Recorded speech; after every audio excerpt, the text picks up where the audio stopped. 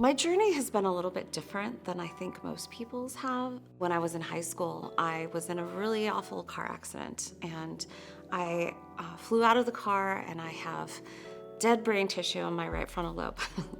and so it's created some neurodivergent issues with the way that I learn. I was also scared to go to college because I was afraid that I wouldn't be as good as my peers. And so it took a lot of courage, but I ended up going ahead, and not only did I get my undergraduate degree, but I got my graduate degree, and I'm able to actually help other students live their dreams and learn about the arts the way that they would like to as well.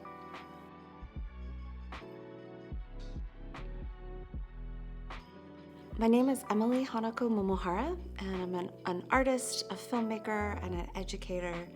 And I live here in Cincinnati, Ohio, where I teach at the Art Academy of Cincinnati, which is an independent college of art and design located right in downtown. Educationally, I have 3 college degrees. I have a BFA in photography, a BA in art history, and an MFA in studio art. What all of that means together is that I'm a maker. I like to create things, and my work is primarily focused in photography, but it has developed into filmmaking in the last decade or so also. In graduate school, in the expanded media program at the University of Kansas, I was doing a lot of video artwork, so work that was created specifically for the gallery. But in recent years, I had the opportunity for a mentor of mine to allow me to do a documentary on her life. Her name is May Namba. She's an amazing woman. She lived through, when she passed away, she was 96. She lived through many different parts of history in the United States and went on to be a mentor to people like me. She was an activist, just a role model for so many people. So that kind of fell in my lap because we were such good friends. And so I was able to put some of the skill sets that I had learned previously for the more like art, for art's sake work into a documentary form. And it's narrated by May's granddaughter. So she talks about learning about her grandmother's past, specifically being incarcerated during World War II as a Japanese American. I should say, my family was incarcerated as well. I am half Japanese. And so I met May through that community. And May was one person who was willing to share the story. Many people weren't because they were not wanting to bring up that part of their life. But May was very generous. And so we embarked upon that journey together.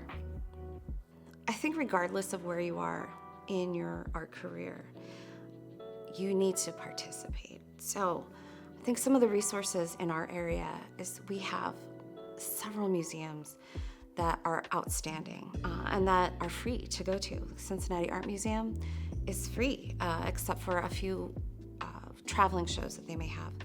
The Contemporary Art Center is free. You can go whenever they're open and go for free.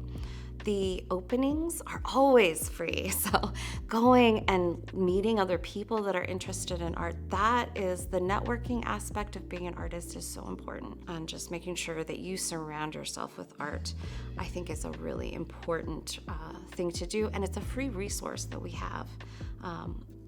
We're very blessed in this region. For the size of our city, we have a lot more going on than I think a lot of other folks.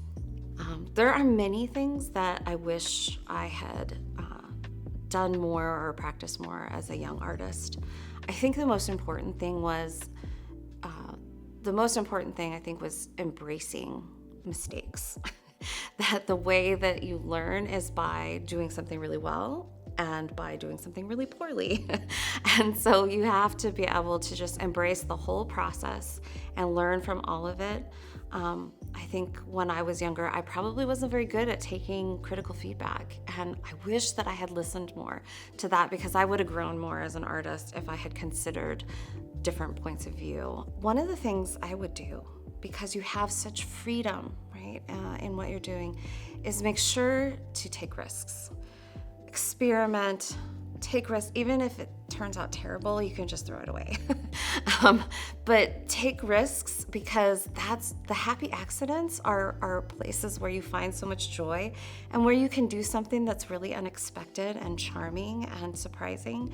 And then you say, wow, that came out of me and I didn't even know it was there. So I definitely would say take risks and experiment. Don't be safe. Building a portfolio can be fairly daunting when you're thinking about trying to get accepted into the school, that you really want to be part of. So the biggest thing that I would recommend is just having someone help you, that you want to choose work that is your best work. I would not show in progress work. I would show the best work that you've made.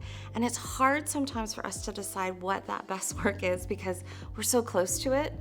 We may like this work the most, but maybe there's another piece that's actually stronger. So I would enlist somebody to help you with that process so that you can have that little bit removed perspective as well. But just put together, your greatest hits, because you want to show them what you're capable of at the top of your game. When you do an interview, definitely then bring in some of that in progress work and your sketchbooks and things like that. But really put your best foot forward so they can't look at your portfolio and not want to talk to you more about the work that you're showing them. One thing I know for sure about art is that it has power. Throughout every part of the history of the world, you will see art as a way that we can study and reflect on society. It can help us understand ourselves, which is very powerful. It can help us present ourselves to other people. It can also help educate ourselves. There's so much that art can do, and it's an accessible way for us to engage with each other rather than sometimes, we can have arguments over things or disagreements. Art gives us a way to, instead of have to verbalize that, we can immediately go to the more visceral, the more emotional aspect of what the art is about. And I think that power is so special. I can't really, maybe music and visual arts are really the only thing that I can think of that have that kind of power to move people.